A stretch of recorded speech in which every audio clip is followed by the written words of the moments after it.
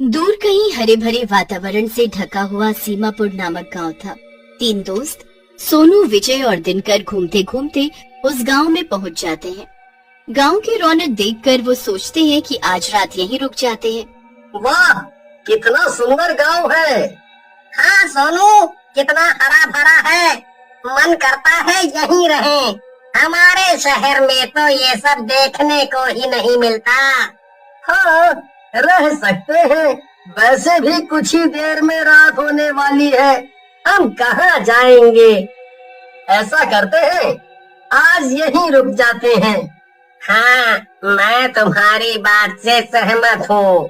हमें आज यहीं रुक जाना चाहिए। पर हम रहेंगे कहाँ? विजय, गांव का माहौल बहुत अच्छा होता है। यहाँ के लोग गांव में आए मेहमान का पूरा सम्मान करते हैं। वो देखो, कोई आ रहा है, उससे पूछते हैं। सोनू बड़ी ही विनम्रता से गांव के आदमी से एक रात रहने के लिए पूछता है। प्रणाम, मेरा नाम सोनू है। आपका नाम क्या है? मेरा नाम किशोर है। आपको मैंने पहचाना नहीं। हम शहर से यहाँ घूमने आए हैं। हमें रात हो गई थी, तो इसीलिए हमने सोचा कि क्यों ना आज यहीं रह जाएं। जी जी, बिल्कुल सही सोचा आपने। इतनी रात को जाना ठीक नहीं। आप आज मेरे घर रुक सकते हैं। बहुत बहुत धन्यवाद आपका किशोर जी। तीनों दोस्त किशोर के घर चले जाते हैं। किशोर उन तीनों की खूब आवभगत करता है। किशोर के घर में उन तीनों की मुलाकात किशोर के बेटे दीपू से होती है। और भाई, कैसे हो? जी सब ठीक। आप यहाँ शहर से गांव घूमने आए हैं?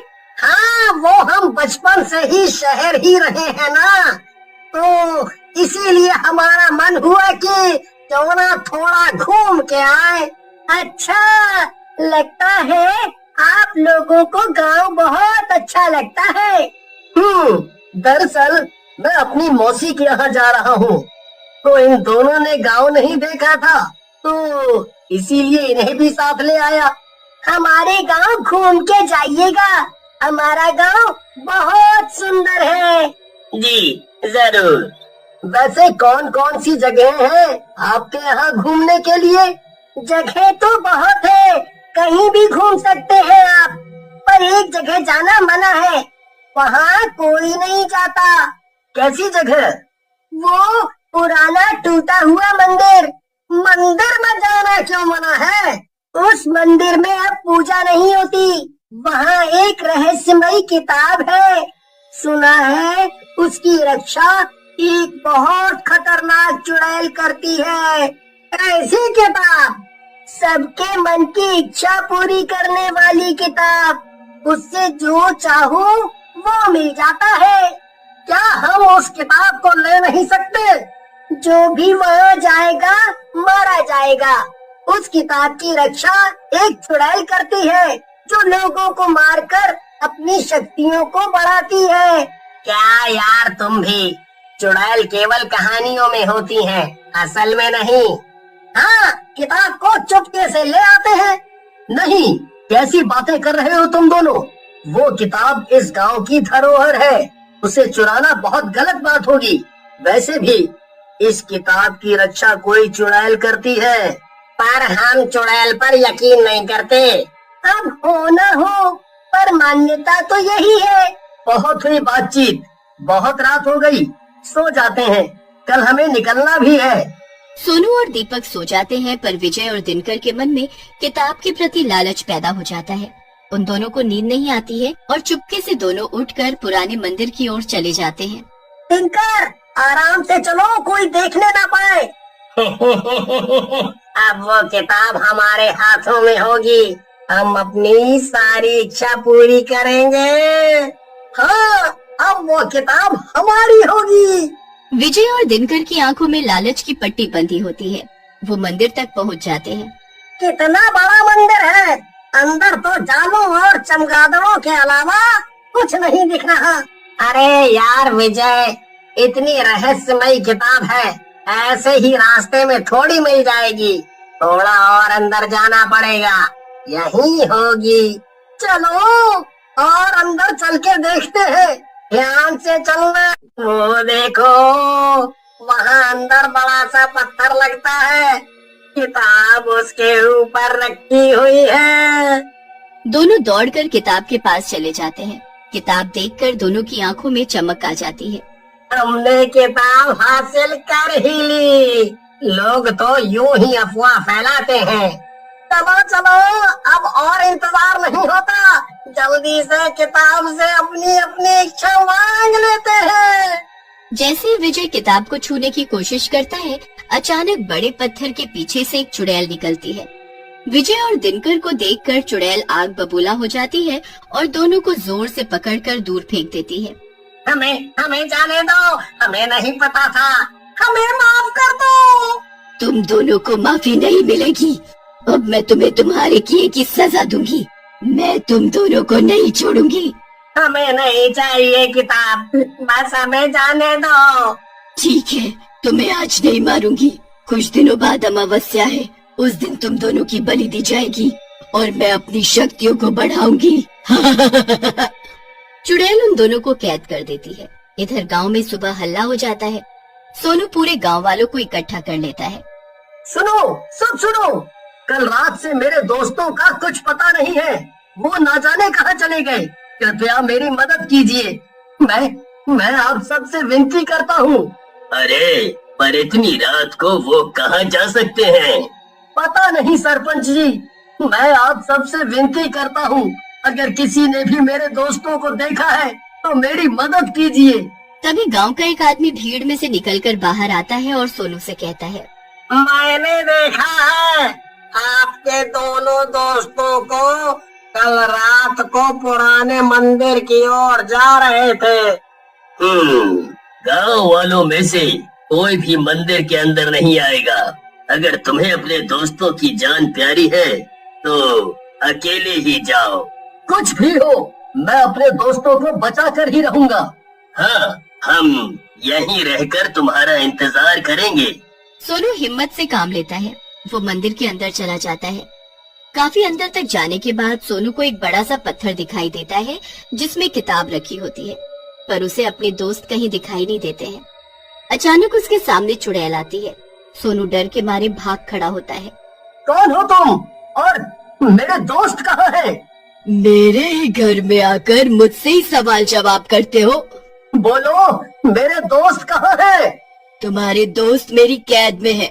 उन्होंने किताब चुराने की कोशिश की है। उन्हें मैं अमावस्या के दिन सजा दूंगी। मैं अपने दोस्तों को लेने आया हूँ। मैं तुम्हारे सामने एक शर्त रखती हूँ। तुम्हें दोनों में से एक को चुनना है। तुम्हें सब इच्छाएं पूरी करने वाली ये किताब चाहिए या अपने दोस्त? मुझे इस किताब की कोई जरूरत नहीं, मुझे मेरे दोस्त चाहिए। तो क्या तुम्हें किताब से कोई लेना देना नहीं? नहीं, मुझे इस किताब का कोई लालच नहीं। तुम मुझे मेरे दोस्तों को लौटाती हो या नहीं? तुम्हें मेरे सारे प्रश्नों का उत्तर सही देना होगा, उसके बाद ही मैं तुम्हें तुम्हारे दोस्त लौटाऊंगी। चुड़ैल सोनू से बहुत सारे प्रश्न करती है। सोनू सभी के ठीक ठीक जवाब देता है। सोनू, तुम बहुत बुद्धिमान हो और नेक दिल भी। मैं तुम्हारे दोस्त तुम्हें वापस करती हूँ, पर मेरी अभी भी एक शर्त है। अब कैसी शर्त? अब मेरी मुक्ति का समय निकट है। मेरे बाद इस किताब की रक्षा करने वाला कोई नहीं, इसलिए मैं ये जिम्मेदारी तुम्हें देती हूँ। केवल तुम ही इसके हकदार हो। आप चिंता मत कीजिए, मैं इस किताब का पूरा ध्यान रखूंगा। मैं तुम्हारे दोस्त तुम्हें वापस करती हूँ। हो सके तो मुझे माफ कर देना, मैंने तुम्हारे दोस्तों को चोट पहुँचाई। नहीं नहीं, ये आपका कर्तव्य था। सोनू, हमें भी माफ कर दे, हमने लालच में आकर ये सब किया। हाँ, तूने हमें बहुत समझाया, पर हमने तेरी एक भी बात नहीं सुनी। हमें लालच नहीं करना चाहिए था। कोई बात नहीं, अंत भला तो सब भला। सोनू अपने दोस्तों और किताब को लेकर मंदिर से बाहर आता है। सभी गांव वाले तीनों को सही सलामत देखकर बहुत खुश होते हैं। वो सोनू की हिम्मत की खूब तारीफ करते हैं। आधी रात का समय था। मोनू और उसकी माँ ने कई दिनों से कुछ नहीं खाया था, जिसकी वजह से मोनू की माँ बेहोश हो गई थी। माँ, उठो ना, माँ उठो ना, तुम उठती क्यों नहीं? तुझे तो बहुत तेज बुखार भी है। माँ, मैं अभी तेरे लिए दवाई लेकर आता हूँ। घर में तो एक भी पैसा नहीं है, मैं तेरी दवाई कैसे लाऊंगा। नोनू रसोई में जाकर सभी डिब्बों में देखता है पर उसे पैसे कहीं नहीं मिलते। नोनू उदास मन से वापस अपनी माँ के पास आकर बैठ जाता है। मैं कहाँ से पैसे लेकर आऊँ? हाँ, ऐसा करता हूँ, चाची से जाकर पैसे मांगता हूँ। फिर नोनू अपनी चाची के पास पैसे मांगने जाता है। चाची, चाची दरवाजा खोलो, चाची दरवाजा खोलो, माँ बहुत बीमार है। क्या है जो इतनी रात में दरवाजा पीट रहा है? वो चाची, चाची माँ की तबीयत बहुत खराब है, कुछ पैसे दे दो, माँ की दवाई लानी है। तेरी माँ की तबीयत खराब है तो मैं क्या करूँ? चल जा यहाँ से, मेरे पास नहीं है कोई पैसे वैसे। फिर नोनू उदास मन से वहाँ से चला जाता है। नोनू की कोई भी मदद नहीं करता। तभी उसे एक बहुत ही बूढ़ा और अजीब सा आदमी दिखाई देता है। उसने अपने कंधे पर एक बोरा टांगा हुआ था। तभी अचानक से उस बूढ़े आदमी का बोरा सड़क पर गिर जाता है। फिर जैसे ही वो बूढ़ा आदमी अपना बोरा उठाने लगता है, ये देख नोनू दौड़कर उस बूढ़े आदमी के पास जाकर उसका बोरा उठाने में मदद करता है। डरो नहीं बच्चे, मैं तुझे कुछ नहीं करूँगा। भूत की बात सुनकर नोनू का डर कुछ कम हो जाता है। इतनी रात में तू यहाँ अकेला सड़क पर क्यों घूम रहा है? तुझे डर नहीं लगता? नोनू भूत को अपनी माँ की तबीयत के बारे में सारी बात बताता है। ये बच्चा तो बड़ा गरीब है, मैं इसके लिए क्या करूं जिससे इसकी सारी तकलीफें कम हो जाएं? भूत नोनू के बारे में सोच ही रहा होता है, तभी नोनू भूत से उसकी पोटली के बारे में पूछता है। भूत बाबा, आप इतनी रात में अपने कंधे पर पोटली रखकर क्यों घूम रहे हो, और इसमें क्या है? इस पोटली में क्या है वो मैं किसी को नहीं बताता, और ना ही किसी की हिम्मत होती है मुझसे पूछने की। नोनू भूत की बात सुनकर डर जाता है। मैंने ऐसे ही पूछा। डरो नहीं, मैं तुम्हें कुछ नहीं कहूँगा। नोनू भूत से कहता है। भूत बाबा, मेरी माँ घर पर अकेली है और वो बीमार भी है, अब मुझे अपनी माँ के पास घर जाना होगा। भूत अपनी पोटली से एक पुरानी सी डायरी निकाल कर नोनू के हाथ में देता है। नोनू, ये ले डायरी। डायरी? पर इस डायरी का मैं क्या करूँगा, और ये मेरे किस काम की, और ये डायरी तो बहुत पुरानी है। भूत जोर जोर से भयानक आवाज में हंसने लगता है। ये कोई मामूली डायरी नहीं है, ये एक जादुई डायरी है। जब भी तुझे किसी चीज की जरूरत हो तो तुम इस डायरी को खोलकर अपनी इच्छा इस पर लिख देना, फिर वो चीज तुम्हारे सामने आ जाएगी। और हाँ, एक बात का ध्यान रखना, इस डायरी से तुम सिर्फ एक ही बार अपनी इच्छा लिख सकते हो, इससे ज्यादा नहीं, और इसे अपने पास संभाल कर रखना, इसे किसी के हाथ मत लगने देना।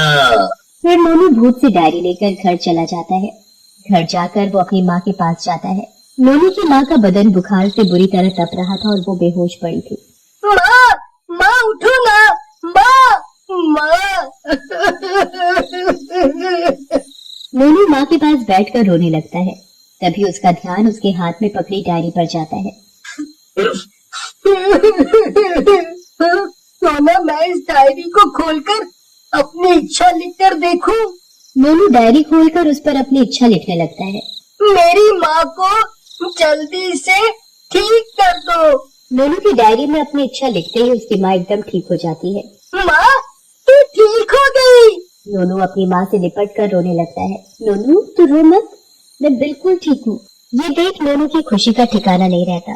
फिर नोनू अपनी माँ के साथ लिपट कर सो जाता है और कुछ ही देर में सुबह हो जाती है। और अगली सुबह नोनू माँ से कहता है।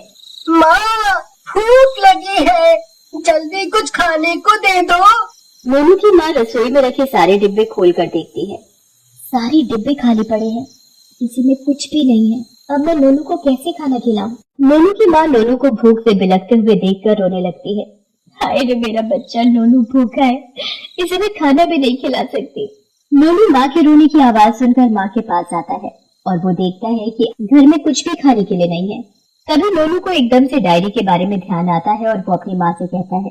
फिर नोनू डायरी खोलकर उसमें अपनी इच्छा लिखने लगता है। मुझे और मेरी माँ के लिए खाना और कपड़े ला दो। फिर क्या था, देखते ही देखते बढ़िया बढ़िया स्वादिष्ट खाना आ जाता है। ये देखकर नोनू की माँ हैरान हो जाती है। ये सब कैसे? फिर नोनू माँ को भूत बाबा की सारी बात बताता है। अब तो नोनू को जब भी किसी भी चीज की जरूरत होती, वो डायरी पर अपनी इच्छा लिखकर मांग लेता और वो इस तरह धीरे धीरे कर अमीर होने लगा। ये बात नोनू की चाची को बड़ी अजीब सी लगने लगी थी और वो अपने बेटे से कहती है, मुझे तो कुछ गड़बड़ लगती है। ये नोनू और उसकी माँ इतनी जल्दी अमीर कैसे हो गए? कल तक तो ये और इसकी माँ लोगों के घरों में काम किया करते थे, अब नौकर इसके घर में काम करते हैं। इस बात का तो पता लगाना ही पड़ेगा, आखिर चक्कर है क्या?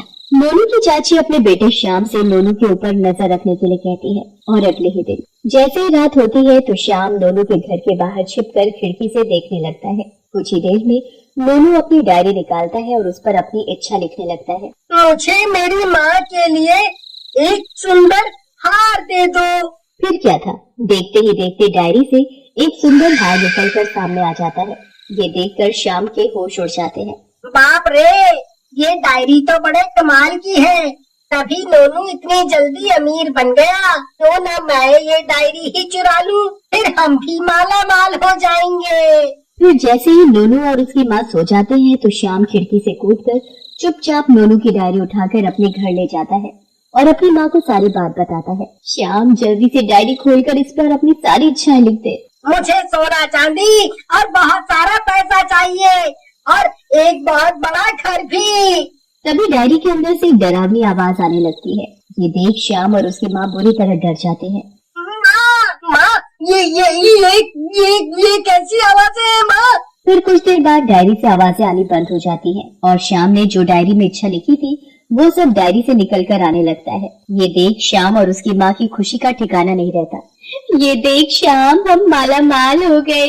हाँ माँ, अब हमें कुछ भी काम करने की जरूरत नहीं पड़ेगी, जो भी चाहिए होगा वो ये डायरी हमें दे देगी। फिर श्याम और उसकी माँ डायरी को अलमारी में छुपाकर सो जाते हैं। फिर कुछ देर बाद उस डायरी से अजीब सी आवाज आने लगती है। मेरे पास आओ, मैं तुम्हें और भी माला माल कर दूंगी।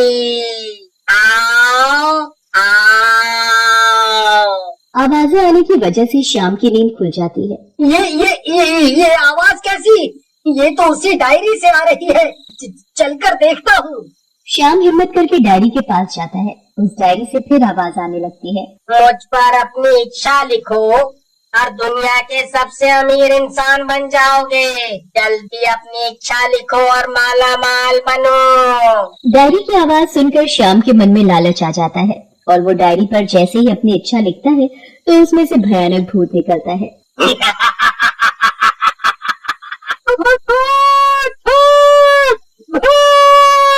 भूत देखते ही देखते श्याम को डायरी के अंदर ले जाता है और डायरी अपने आप बंद हो जाती है। फिर कुछ देर बाद श्याम की माँ की आंख खुलती है तो वो श्याम को अपने पास ना पाकर घबरा जाती है। ये श्याम कहाँ चला गया? ये तो मेरे पास ही सो रहा था। तभी श्याम की माँ को वही आवाज सुनाई देती है। आ जाओ, आ जाओ। ये आवाज तो उस डायरी में से आ रही है। श्याम की माँ डरते डरते डायरी के पास जाती है। तभी डायरी से फिर आवाज आने लगती है। मुझे खोलो और अपनी इच्छा लिखकर सबसे अमीर और माला माल बन जाओ। श्याम की माँ के मन में लालच आ जाता है और वो डायरी खोलकर जैसे ही अपनी इच्छा लिखती है तो उसमें से एक भूत निकलता है।